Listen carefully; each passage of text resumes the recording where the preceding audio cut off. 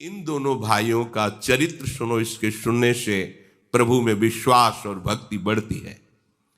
इन दोनों में बड़े भाई श्री कोल्ह जी थे, जो संसार के विषयों से बिल्कुल परम वैराग्यवान, तामसी पदार्थ तो छूते भी नहीं थे।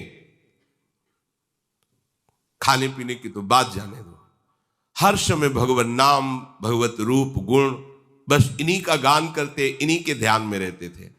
और इनके जो दूसरे भाई थे छोटे अल्ह जी, वो सब कुछ खाते पीते थे,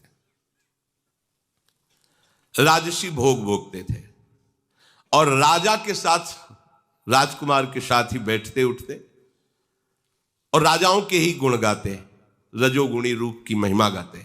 वो बड़ी सुंदर थी, वो बड़ा सुंदर था, ऐसा वैसा। कभी वो भगवान का गुणगान करने में रुचि नहीं रख रहे थे। पर खास बात थी कि वो बड़े भाई का बहुत आदर करते थे। जो भक्त थे बड़े भाई, उनका वो आदर करते थे। लेकिन कभी कभी भगवान की कोई चर्चा सुन लिया, कोई ऐसे पद गा दिया, रुचि नहीं। रुचि तो राजाओं के रूप गुण का गान करना, उनके भोग विलास में, वैसे ही सब खाते जो नहीं खाना चाहिए। पर खास बात क्या हुई, बोले बड़े के अधीन रहे, उनके सामने जाते ही नम्र रहते। ईश्वर और अपने बड़े भाई भक्त में कोई अंतर उनकी दृष्टि में नहीं था, इतना आदर करते थे। ये बहुत बड़ी बात हो गई। उनके सामने जितनी देर रहते बहुत दैन्य रहते, बिल्कुल मानो एकदम साधु। बाद में तो सब रजोगुणी। बड़ा भाई देख करके अंदर से बड़ा दुखी होता कि सामने तो बहुत दैन्यता करता है, पीछे ये सब मनमानी आचरण करता है।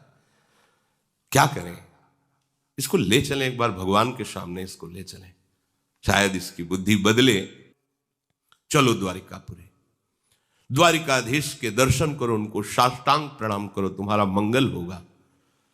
क्योंकि श्री कृष्ण को एक बार साष्टांग प्रणाम करने वाले का जो सौभाग्य उदय होता है, वो बड़े बड़े यज्ञों के करने वाले का भी नहीं होता।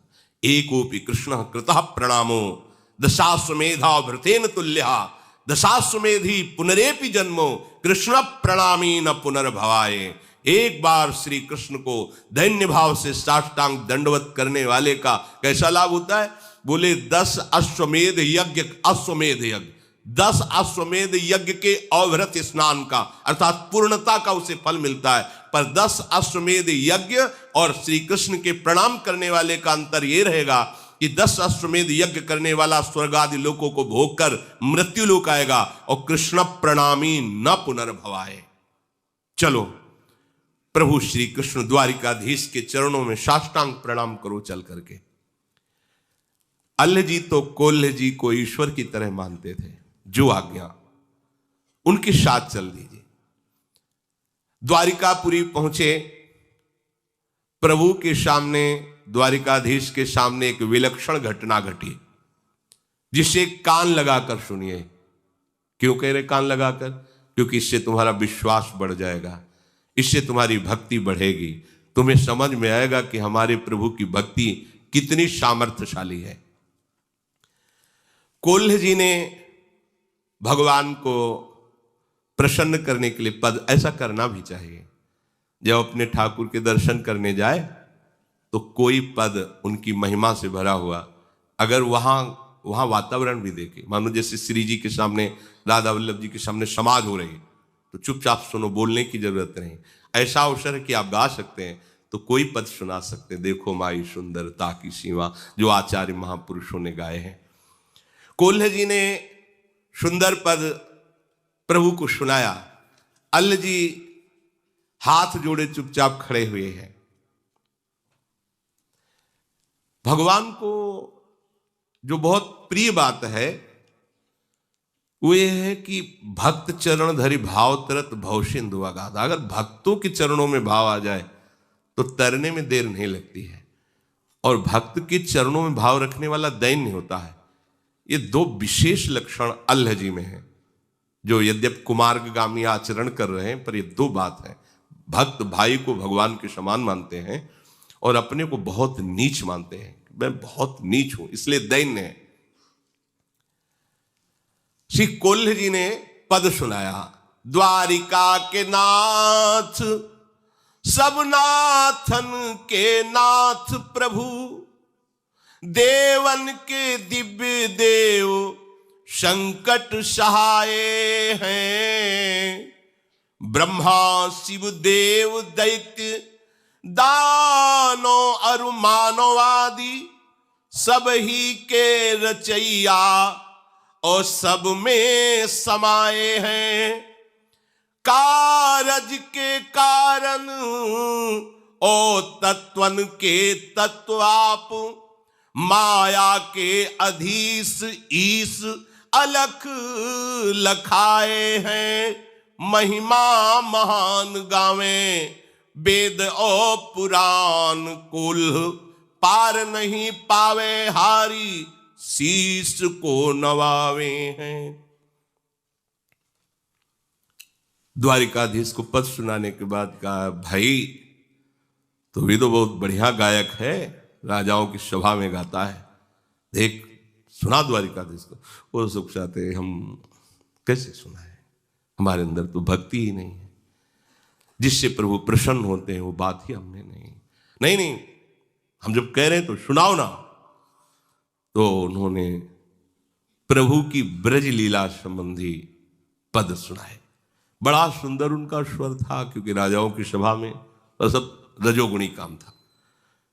द्वारिकाधीश के सामने बड़े भ्राता भक्त की आज्ञा हुई तो गाय, गलीन में गोकुल की गासी गासी गोपीन को, गोरस ओ गोरस को दान ले सिहायो है।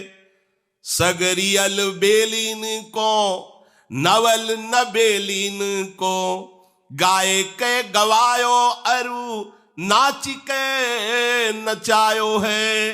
अब लाल आन मान प्राण की हरन हारी, बांसुरी बजाए घर बार भूलवायो है। ये जसुदा के छैया, ये रास रंग के रचैया, भैया नेह की नदी में तय नहायो और नहवायो है। देश विदेश के देखे नरेशन रीझिक को जो बूझी करेगो, याते तने तन जात गिरो गुण, सौ गुण अवगुण गाठी परेगो। बांसुरी वारो बड़ो रिझवार है, श्याम जुने कुसुधार ढरेगो। ये लाड़ीलो छैल छबीलो अहीर को, पीर हमारे ही की हरेगो।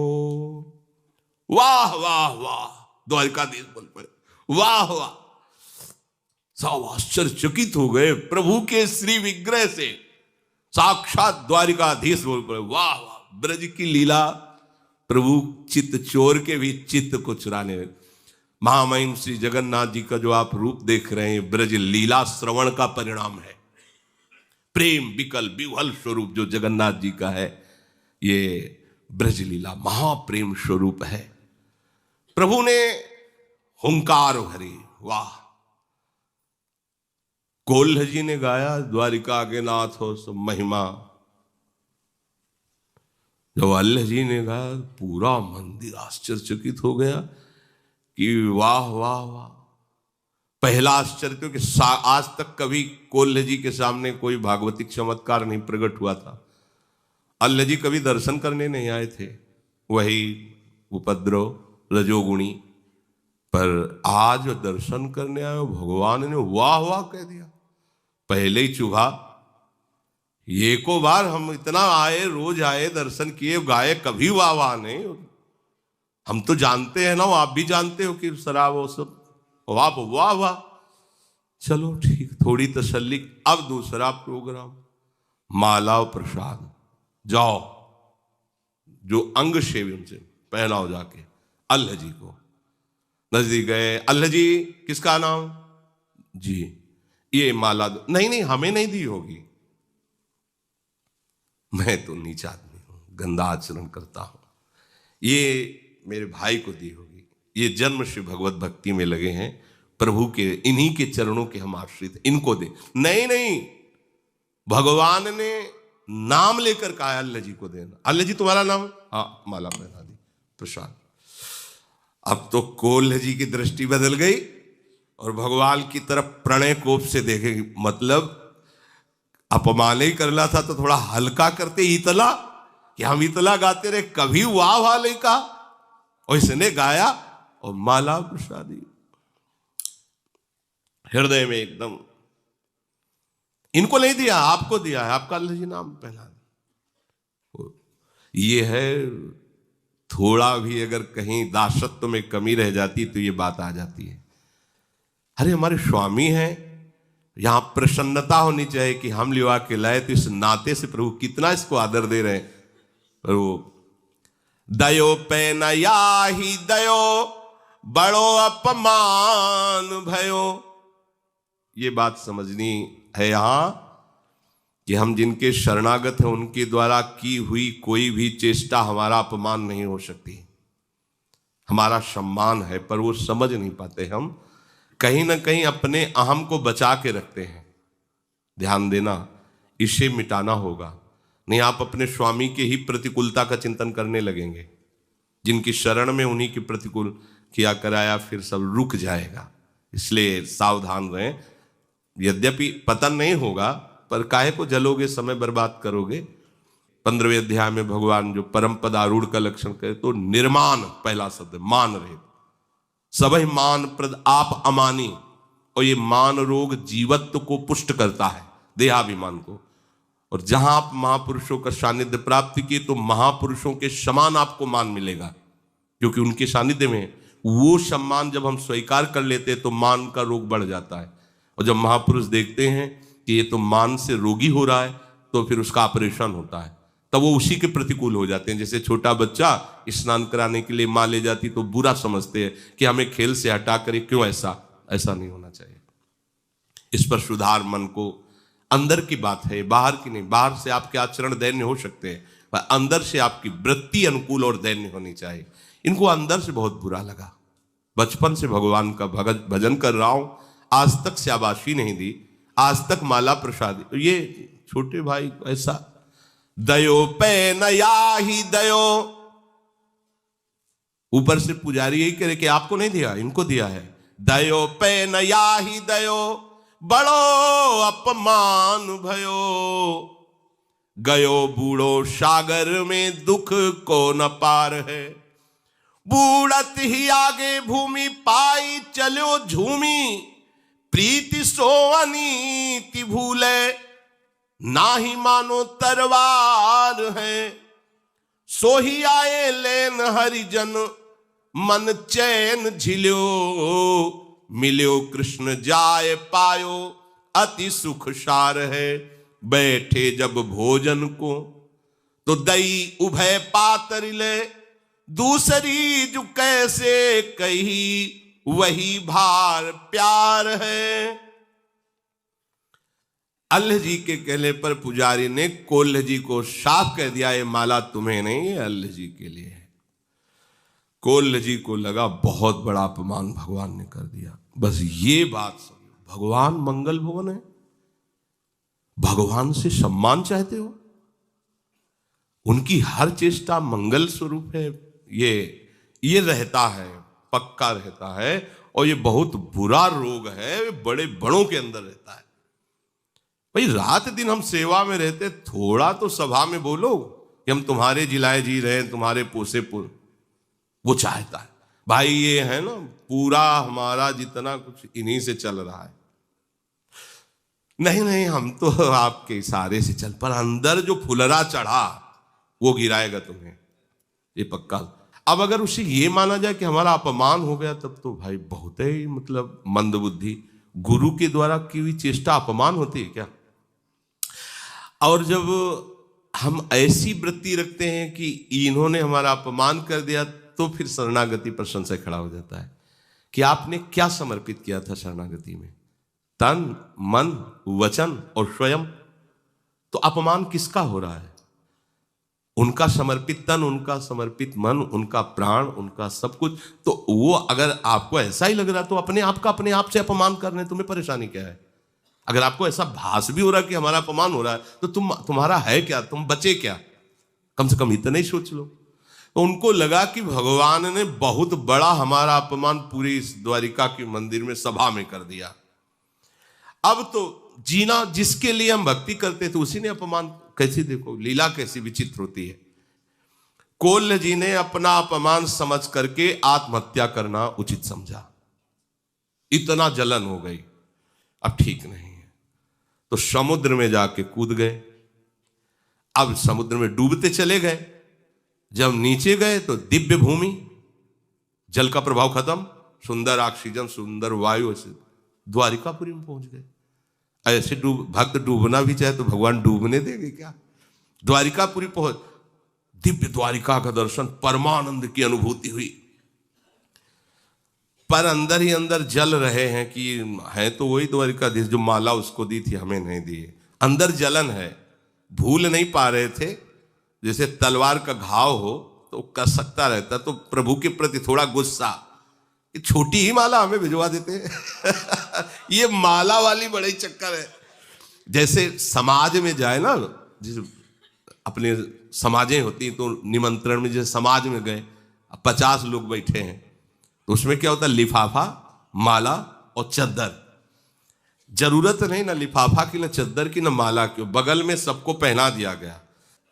मान, ये तभी परिचय में आता है मान। देखो मान चाहने के लिए हम अपने को बहुत नीचा दिखा सकते हैं। मैं दुष्ट हूं, अधम हूं, नीच हूं, पामर हूं, और जूता के पास बैठ जाएंगे जाके, बात समझना। लेकिन उसमें भी मान की चाहत होती है।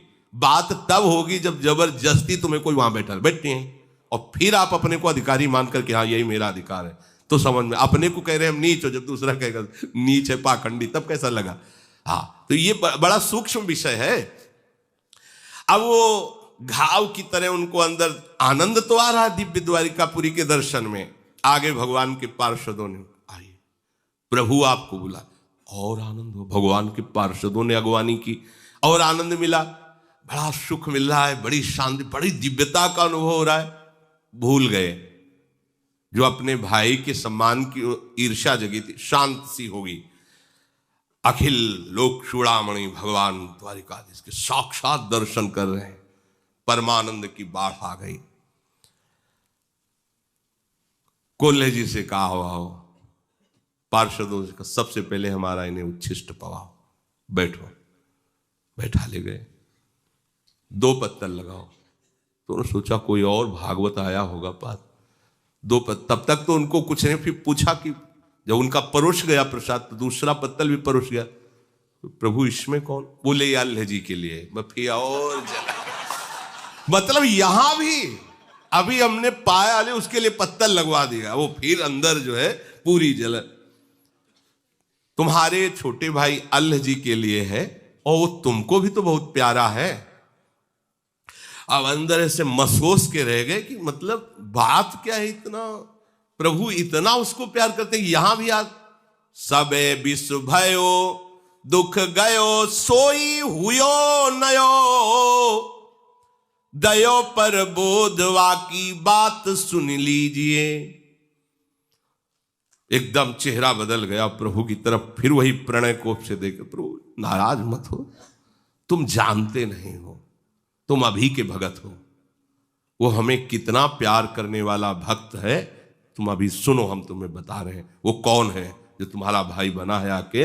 आज जिसे तुम रजोगुण में देख रहे हो, एक वासना का आदर करने से उसका मार्ग रुक गया। वो जितना तुम भजन अभी तक किए हो ना, बहुत छोटा है उसके भजन के आगे, जितना उसने भजन किया है। तेरो छोटो भाई मेरो भक्त सुखदाई, ताकि कथा ले जताई जामे आप ही सो दीजिए।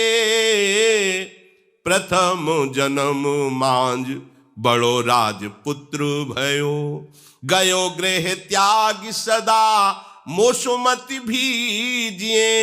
आयो बन को भूप संग राग रंग रूप, देख चाह भई देह दई भोग कीजिए। कोल्ह जी से कहा कि तुम अपने भाई की बात जान जाओगे तो कभी ऐसे ईर्ष्या उससे नहीं करोगे, तुम उसकी बराबरी कर ही नहीं सकते। जानते हो, बड़ा प्रिय मेरा भक्त है वो पूर्व जन्म में राजपुत्र था और उसने बचपन से राजपुत्र राजकुमार होते हुए सब भोगों का त्याग करके बैरागी हो गया। राजपद का अधिकारी था, राजपद राजभोगों का त्याग करके वो एकांत वन में निरंतर कष्ट सहते हुए मेरा भजन करने लगा। मन बुद्धि लगाकर सतत मेरा भजन कर रहा था। ध्यानपूर्वक सुनना। बहुत समय व्यतीत होने के बाद उस जंगल में एक राजा अपने पूरे परिकर के साथ मनोरंजन के लिए आया। तो राज वैभव, यद्यपि राजकुमार ही थे, बचपन से वैरागी हो गए, एकांत सेवन करते थे। अब राज वैभव के इन्होंने देखा, बहुत सी सुंदर सुंदर युवतियां, ऐसा सब भोग विलासिता सब। इनके मन में विषय सुख का आदर हुआ कि अगर बाबा जी न बनते तो ऐसा ही हमको भी सुख मिलता। आदर हो गया। अब वो वासना इतना जोर पकड़ी, इसमें देर नहीं लगता। समुद्र बनने में तरंग आई और आपने आदर किया, वो पूरे हृदय पर अधिकार कर लिया। अब तो बस भजन रुक गया। के विधि मिले सुंदरी बाला, जैसे नारद जी के मन में नहीं, ऐसे कि अब ये सब कैसे भोग प्राप्त हो। संसारी सुख भोगने की प्रबल लालसा हो गई और उसी को लालसा को लिए हुए शरीर छूटा। भगवान वर्णन कर रहे हैं, तो मैंने बड़ा स्वस्थ और तेजस्वी इनको शरीर दिया। भोगो विषय को, लो मालिक है हमारे। तुम्हारा मन हुआ, तुम्हारी वासना जागृत हुई और राजा के राजकुमार से मित्रता कराई और जन्म दिया ऐसे महाभागवत के घर में। कोल्ह जी के भाई बने आके। देखो कैसा विधान, कैसा कवच है भक्ति का, वासना है तो संग राजकुमार का। वैसे ही जो भोग देखे थे वही भोग राजकुमार के साथ खूब भोगो, खाओ पियो दुनिया का। अब भक्त का संग और वासना, देखो भगवान कैसा यही संयोग होता है। अब भक्त के संग ने उस वासना से खींचा है, जीवन असार चलना द्वारिकाधीश। सामने गए और जहां से रुका था साधन वही जागृत हो गया। केवल तो प्रभु का स्वभाव सूरदास जी वर्णन करते हैं कि विमुख भये निमिषहु न अकृपा, जब चितये तब ऐसे। प्रभु बीच वाली बात नहीं देखते, तो हमको छोड़कर विषयों में। यही तो अगर वो ऐसा देखें तो अपने लोग तो कभी आगे ही नहीं बढ़ सकते, भगवत मार्ग में चल ही नहीं सकते। भगवान ने बताया कि तुम्हारा अभी तो बहुत छोटा भजन है, इसका भजन देखो। पर एक वासना का आदर करने के कारण उसकी ये गति हुई कि उसको ऐसा संयोग मिला। विषयी जनों को विषय भोगते देखकर या विषयी पुरुषों की बात सुनकर विषय भोगने की इच्छा प्रकट होती ही है। यदि कहो कि कोई विरक्त है, राज्य सुखों का त्याग करके आया है, तो ये कैसे हो सकता है? तो कह रहे हैं बलवान इंद्रिय ग्रामो विद्वानमपि कर्षति। कोई भी हो, ये नहीं सोचना चाहिए कि इन भोगों को तो हम छोड़ करके आए, अब हमें कौन परास्त कर देगा, उससे घटिया भोग तुम्हें गिरा देगा। ये माया है, बिल्कुल कहीं नहीं, अभिमान नहीं आना चाहिए। बहुत सावधान। देखो ना, राजकुमार होती हुई राज वैभव छोड़ दिया, आज एक राजा के भोग विलास को देखकर वासना जागृत हो गई और ऐसी जागृत हुई कि भजन रुक गया। उसी वासना की प्राप्ति के लिए व्याकुलता हो गई। मन की गति बहुत दुष्टर है। महान त्यागी विरागी सौभरी ऋषि को मछलियों का विहार देख करके ब्याह करने की इच्छा हो गई थी। भगवान शंकर मोहिनी रूप में देखकर आसक्त हो गए। इंद्रियां बड़ी विद्वान और ज्ञानियों को भी आकर्षित करने वाली हैं, इसलिए कभी कोई अभिमान न करे। विषयी पुरुषों का संग, विषय दृश्य, विषय वार्ता, ये कोई कैसा भी हो पतित कर सकता है। श्वास श्वास पर नाम जप करे, वासना की बात आते ही डर जाए, हृदय में उसका कभी आदर न करे। आदर करने से ही पतित हो जाता है। श्री भगवान ने कहा वो पूर्णता में ही था, पर ये वासना केवल आ गई, इसलिए वासना का दृश्य दिखा दिया इस जन्म में, अब वो भी पूर्ण हो गया। भजन का एक बात है कि वो बढ़ता है, जैसे भगवान का रूप बढ़ता है, भगवान की महिमा, ऐसे भजन है। वो वासना तो मिली ही, और जो भजन स्टॉक में था वो बढ़ा और सीधे भगवत प्राप्त बना दिया। अभी अभी पद गाया, सीधे भागवतिक संपर्क और तन्मयता, एक भी विषय चिंतन नहीं है उनके हृदय में। जो भोगा उसकी कोई भी पुनरावृत्ति संस्कार नहीं, ये खास बात होती है। अगर भक्त की कहीं वासना पूर्व की और भगवान उसका, तो उसमें संस्कार नहीं बनेगा। जैसे भोगियों का संस्कार होता है कि भोगा पुनः संस्कार, पुनः उसकी तृष्णा वासना, ये नहीं होगा।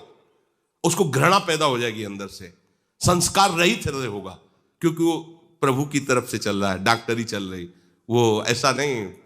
ये बहुत कृपा का मारा। आप तभी तो कहते हैं आंख मूंद के दौड़ो गिरोगे नहीं, आंख मूंद के दौड़े। अब तुम्हें चिंता नहीं करनी, ऐसे चिंतामणि चरणों का आश्रय ले लिया है, अब चिंता, बोले चिंता नहीं करनी तो फिर आज से पिटाई होगी, विषय नहीं पाओगे। बार बार हम ये कह रहे हैं, इसलिए इस मार्ग में चलने के लिए करें, इधर नहीं। इधर तो चिंता ही चिंता है, तुम निश्चिंत हो ही नहीं पाओगे। निश्चिंत होने का ये मार्ग है। और भगवान ने कहा देखो तुम इस जन्म में भक्ति कर रहे हो, पर कैसी तुम्हारी भक्ति रंग लाई है कि तुम्हारे ही आश्रित, तुम्हारे ही भाई का आदर होने पर तुम्हारे अंदर कितनी जलन है, तुम प्राण त्यागने के लिए और वो तुम्हें अब भी कितना प्यार कर रहा है। तेरे ही वियोग अन्न जल सब त्यागी दियो, जियो नहीं जात वापे बेग सुधि लीजिए। जिस दिन तुम समुद्र में कूदे, उसी समय समुद्र में कूदना चाहते थे, लोगों ने पकड़ लिया, आज भी उन्होंने अन्न जल नहीं पाया, प्राण त्यागने के लिए तैयार है आपके लिए। और आप कितनी ईर्ष्या से युक्त है। आप सोचिए आप किस कोट के भक्त हैं। ये प्रसाद लो और जाओ प्रसाद।